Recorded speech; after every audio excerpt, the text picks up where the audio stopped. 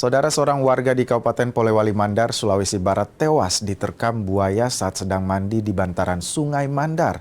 Upaya pencarian yang dilakukan tim gabungan bersama warga selama beberapa jam membuahkan hasil. Jenazah korban langsung dievakuasi ke rumah duka.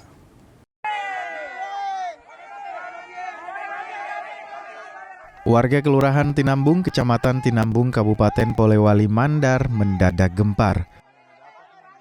Seorang warga bernama Mukhlis, 50 tahun, dilaporkan tewas diduga diterkam buaya saat sedang beraktivitas di aliran Sungai Mandar.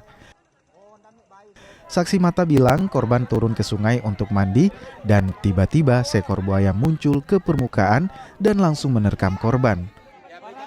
Warga yang mengetahui langsung melakukan pencarian menggunakan perahu menyisir aliran sungai. Beberapa jam pencarian, korban akhirnya ditemukan dalam kondisi meninggal. Ketika kabar kami dengar bahwa ada korban, ada warga kami yang diterkam buaya, beberapa saat kami mencoba mengamati di daerah sungai karena kondisi sungai juga agak keruh, sehingga kami berinisiatif dibantu teman-teman warga, kami menginisiatifkan untuk mencari korban dan melakukan pencarian dengan menggunakan perahu warga.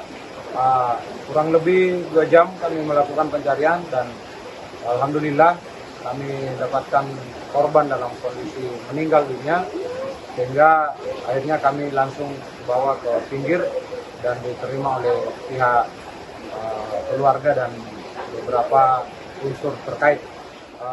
Warga sekitar mengaku dalam beberapa waktu terakhir, buaya sering terlihat muncul di sepanjang Sungai Mandar.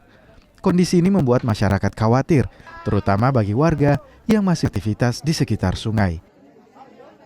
Edwin Arwan Pitu, Kompas TV, Polewali Mandar, Sulawesi Barat.